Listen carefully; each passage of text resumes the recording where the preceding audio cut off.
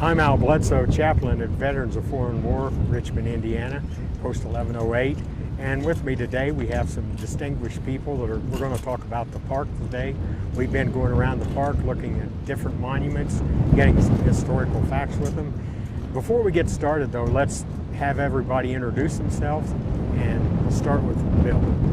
I'm Bill Engel. I am a Vietnam veteran, and I've lived in Richmond for 26 years now, and have kind of, through the newspaper, worked at the Palladium Item, and through the newspaper I've really seen the development of the park.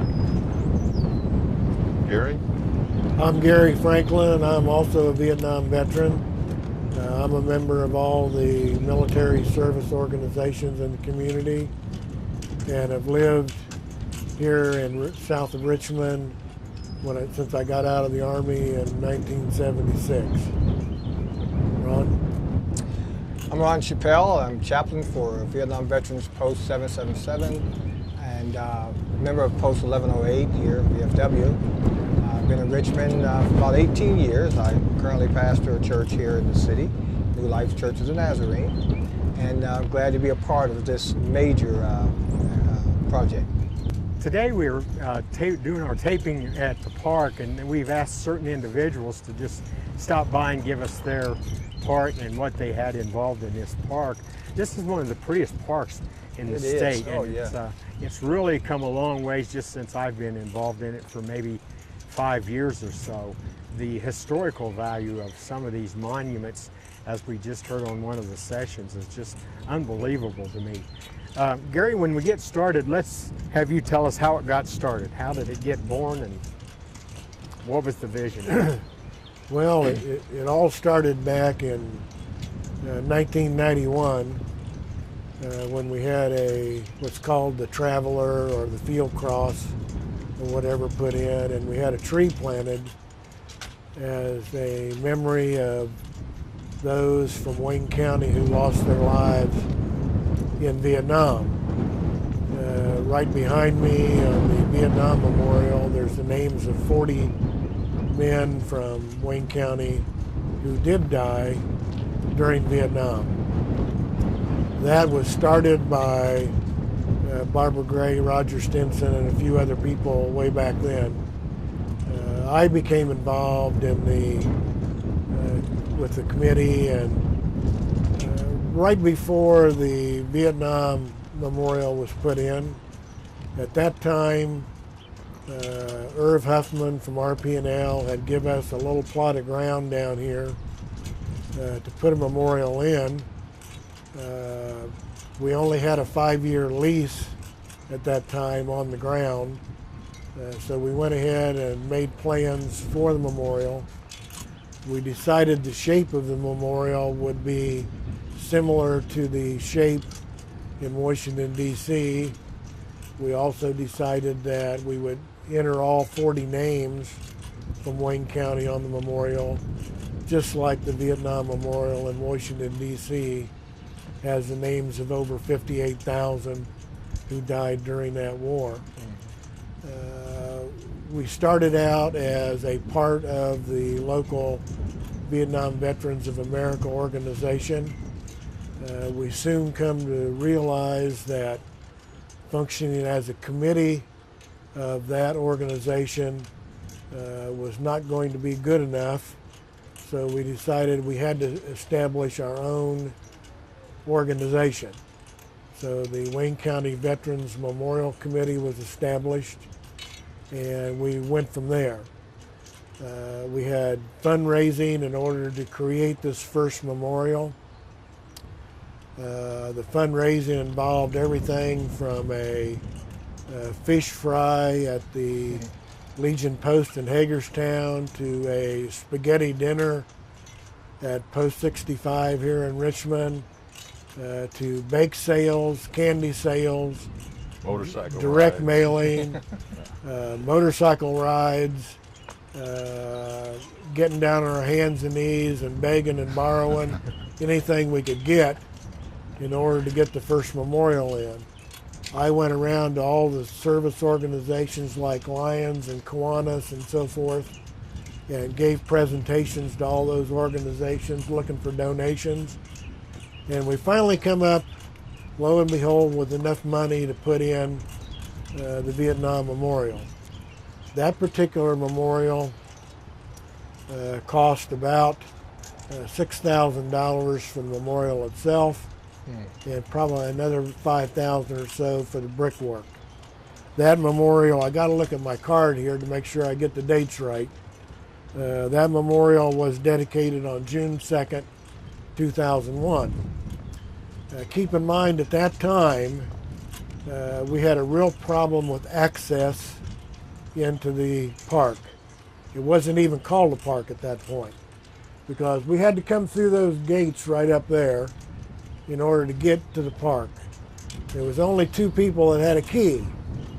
So the only way you could get in to see the memorial was to find one of the 2 people who had a key, or walk across the swinging bridge down here to actually visit the park,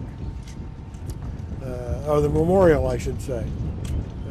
We then decided that we had to get access here, but we had some problems in getting a longer term lease, because we didn't think it would be productive to put additional monuments and stuff in, knowing you only had a 5-year lease, and at any point after that lease was over, we could be told to get out. And then what do you do? We also, at that time, had a lot of resistance from other veterans from other war periods, because they thought of this park as a Vietnam park, not as a veterans park.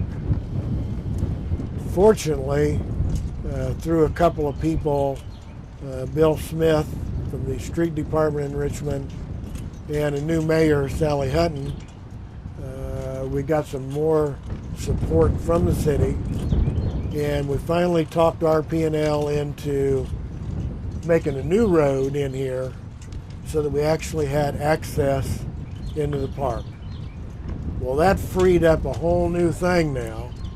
So we decided we had to get over the emphasis on Vietnam and work to a park towards all veterans. Yeah.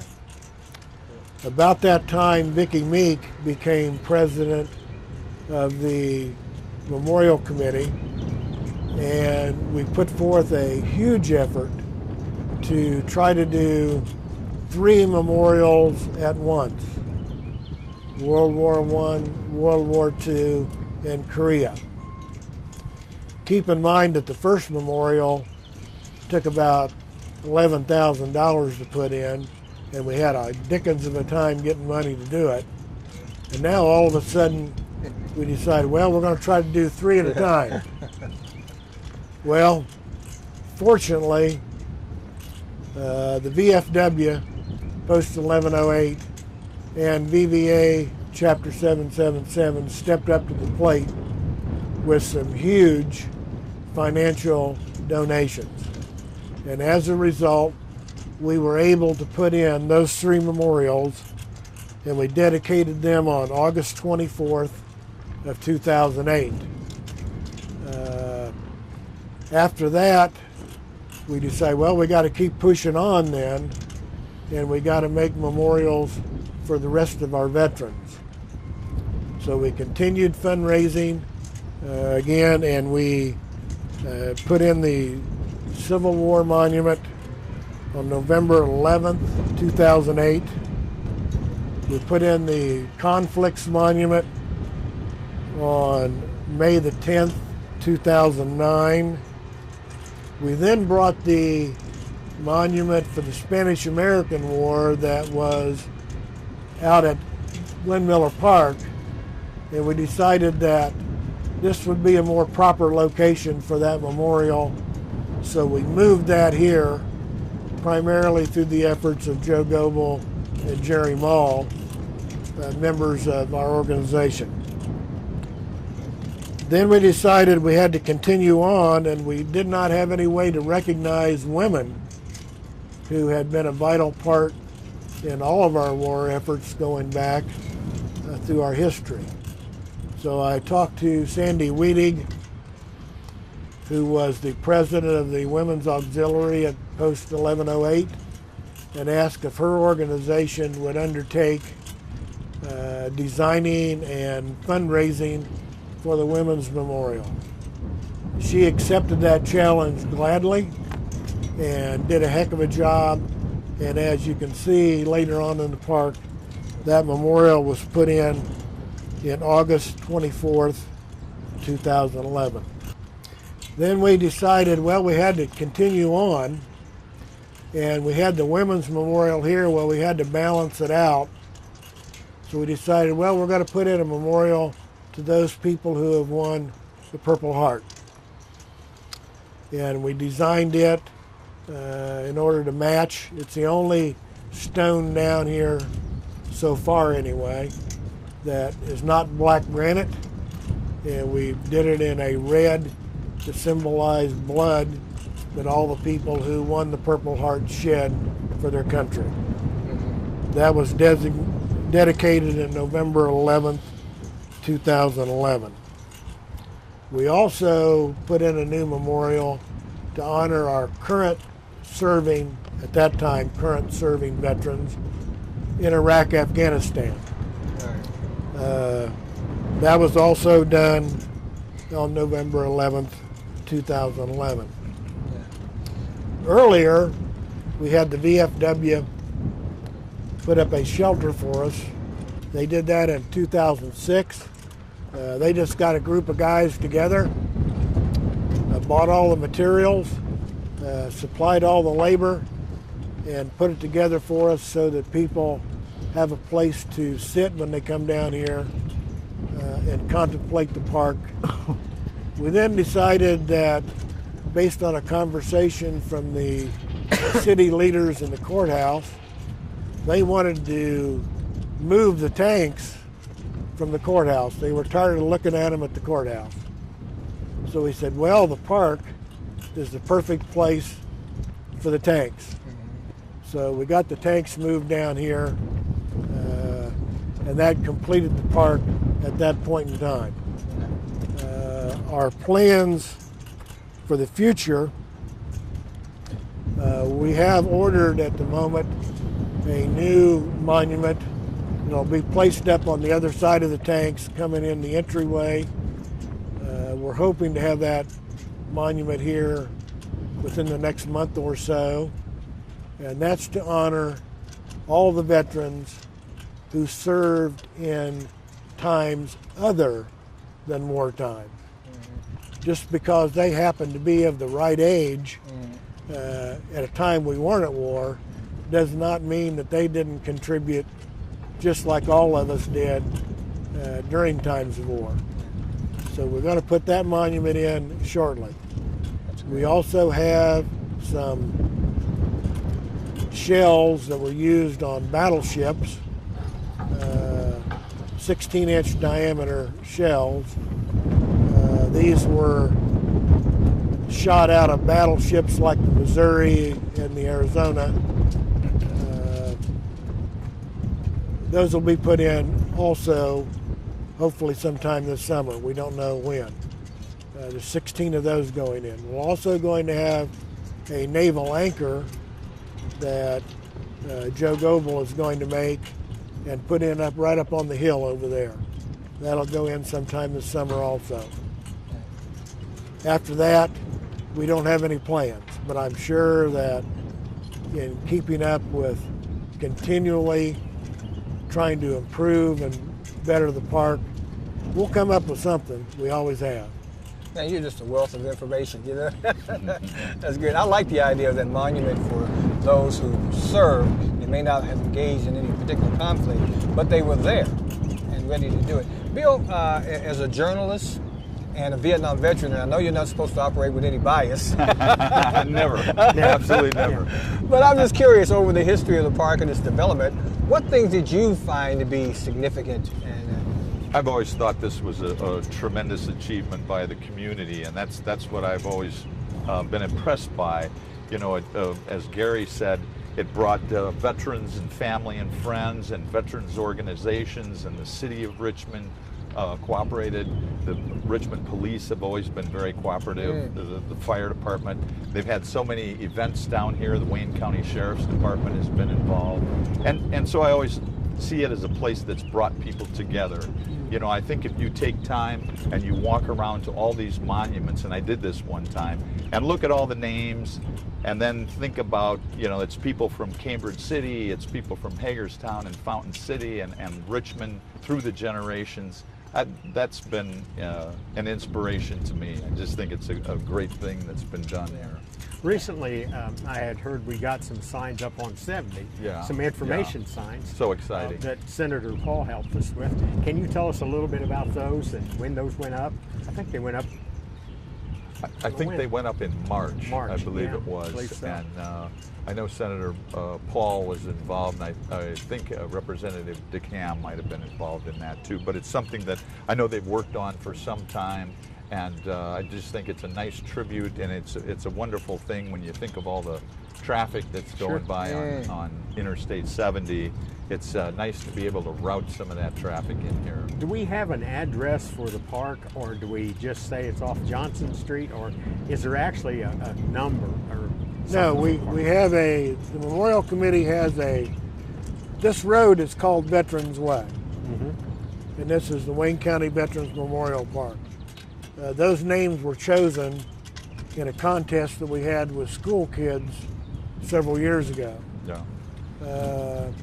We do have a post office box that somebody, if they wanted to contribute, that's Post Office Box 2401.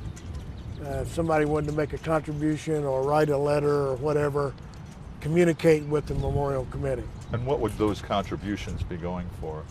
They would be going to maintain and improve the park. The new memorial that we've got coming, we think, we don't have all the numbers for sure at this moment, but the memorial itself is probably going to cost about $4,000. By the time we get the engraving and whatever done on it, that's going to add probably another $3,000. And then you've got the brickwork and cement work to support that monument. If you look down here in the park, when Vicki took over as the chairman of the committee, from that point, which is probably around 2005, 2006, besides the Vietnam Memorial, we have raised approximately $120,000 that we've put in this park. That's amazing. That is Truly amazing. Each one of these brick circles you see out here in the park represents about a $5,000 bill. Are those, Gary, excuse me just a minute, are those, while we're talking about contributions and donations and things, are those tax, are those that we can declare on our taxes? Yes, they are fully tax deductible. We are a qualified 501c3 corporation, so they are fully tax deductible for donations. The park itself, now I know as a veteran, if I wanted to use the park, can I just come down here, bring my family and have a little picnic? If that's true, then how do I do that? Do I just do it, or do I need to contact somebody? In most cases, you can just do it. It doesn't hurt, though, to contact the committee and see if there's any conflicting events that have been scheduled for the park at that time. We've had everything from the police department down here, the sheriff's department. We've even had 2 people get married down here. There's several civic groups in the community that come down here for brown bag lunches in the summertime. There's people that'll bring their families down, have a barbecue grill, cook out. I know they had the first anniversary of 911. They had that observance here, because I was there for that, and it was terrific. I mean, it's a beautiful location. It's right in the heart of the city, but you're away from the city. You know, it's interesting in that respect. It's real quiet down here. I don't know whether you've noticed, but when you come down here in the evening about 8 o'clock and just walk through these monuments, it's just really so serene, and it's beautiful, and it's so quiet. It's almost scary. It's so quiet. You don't hear all the things going on out there that's going on right now. And what about the public? Can the public use it? Citizens, can they? Sure, you have we- to be a veteran? Or? No, No. no, we encourage everybody to use the park. Okay. So Everybody. who would I contact? Again, you can either go through the Richmond Parks Department itself, Okay. or you can contact the Wayne County Veterans Memorial Committee. And the committee is attached to Post 1108 or Attached to the BVA Chapter 777. 777? Okay, that's what they need to know. And I know, I think going along with the history of this place, I think the committee turned it over to the city at Right. some point. I think I was at that council meeting. And so I think it is under the governance Right. kind of technically of the Parks Parks Department. and Rec. Right. Yeah. When did you get involved, Bill? I was sitting in the office right before, actually a couple of months before the moving wall came here, and Barbara Gray called me and told me that this organization was going to do this. So we went back and forth, and there's always a question in my mind whether it would ever actually happen. Sure. And then to see the park like this is pretty amazing. Amazing. But I can remember when they brought the moving wall down the first time, and they were setting it up, and I had come over just to cover the first part of it, and there was, as Bob Van Pelt said, he was down here, and he said there was a lot more work than workers. And one of the interesting stories was Bob went, and at that time he was coaching a AAU basketball team, a bunch of young men. He went and picked them up, brought them here, and paid them out of his own pocket to work here. They worked all afternoon to put that thing up. Because if you remember, they put up a walkway in front of it and everything. They really did a nice job. It's always been top notch. I first saw the moving wall when it came in 2010. Is that right? And that was really a moving experience. That's the first time that I had seen the moving wall. And that was really, boy, that was quite an experience. Well, the first time it was here, they had 24-hour guard duty. Yep. So Right. Steve Koger, who's a photographer at the Palladium Item, is now retired, but he's a Vietnam vet. And he and I pulled guard duty one night from 8 to 12. And that was a wonderful, wonderful experience. It was just a really serene, quiet time. A lot of people showed up to look at the wall. It was very interesting. Well, it's a beautiful place, and the way it's manicured, and when we got here today, there were people mowing and out manicuring it, and it's just like everybody really takes the time to see that this park is just first class. But it's kind of my opinion that with veterans, we need to have a first class facility. We don't need to do it halfway, and I think Gary and you and all these others that have been involved in this, that I can't remember all their names right now, but as time goes along with these little episodes we're having in the park today, we're going to bring up some of those names. That's great. I think it's so important that these people be remembered for what they did, because there's a lot of blood, sweat, and tears went into this place. That's right. Absolutely. I kind of got here at the time it was almost done, so I didn't really get involved in it. So I'm just really pleased to be a part of this, and a part of this whole little area of Wayne County that's so beautiful when amazing. it's manicured, and just today like today with the sun shining, and it's just a great time. And I applaud you for doing a show like this, because it is important, I think, to the community. This is a piece of the community history now. Certainly. And, you know, 50 years from now, people will be looking at this park and wonder, who were those people that did that? Yeah. So it's nice to highlight them. You know, I was just thinking too, this is something that I would want to show any visiting relatives. I'd want to come and show them our park, you know. Sure. I've been to a lot of larger cities, and they've got some monuments, but I'd be hard pressed to identify something as nice as this. This Absolutely. really I've seen nice. statues in some communities and things like that, but not a park like not this. like this. No. This has got to be one of the best parks in the state, if not. Oh, it's yeah. got to be Nation, the top. yeah. Yeah. I would guess. Because I think it was Maybe actually, DC might give us a contribution. it was actually featured in the magazine. Some Yeah. of the pictures Yeah. and things. Yeah. So, And it pretty is well- the first park with a memorial to women's veterans. Right. It's the first Yes. one in Indiana. That's right. That's another important fact that this. Absolutely. I don't know whether we know anyone else that's got one, but this is really, and coming up in Memorial Day, when most of us that are military people, when we come up and we celebrate these guys of, if you will, went on before we did.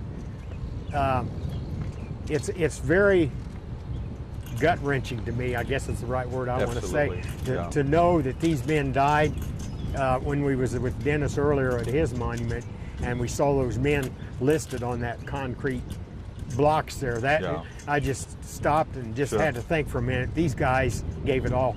Yeah. We gave some, but Yeah, they gave it they all, gave it and all. that's That's just, true. to me, that's an amazing situation. One of the other things that has always impressed me is the bricks that are behind us, that are in front of the Vietnam Veterans Certainly. Yeah. Monument.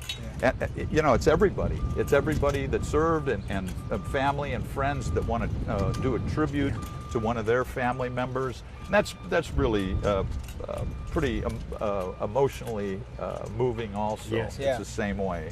And It it- just represents a lot. And that's really one of our biggest fundraisers, are the bricks that people can buy for their loved one. We have probably around 600-700 bricks out here now. It's got people's names on them. We make some money off of that, and again, we put that money to use, you know, and for new memorials and maintaining and improving the park. So if you've got a loved one or a relative who needs a brick, we've got forms up there at the shelter, or you can contact the memorial committee and we'll get you a form and we'll get one put down here, you know, so that you can honor your veteran. We're at a time where we've got to call it a day here, and we've really enjoyed this today. It's been very informative. Great. and a lot of history value to it. I'd like to close this out with God bless America and God bless the veterans of Wayne County. Thank you.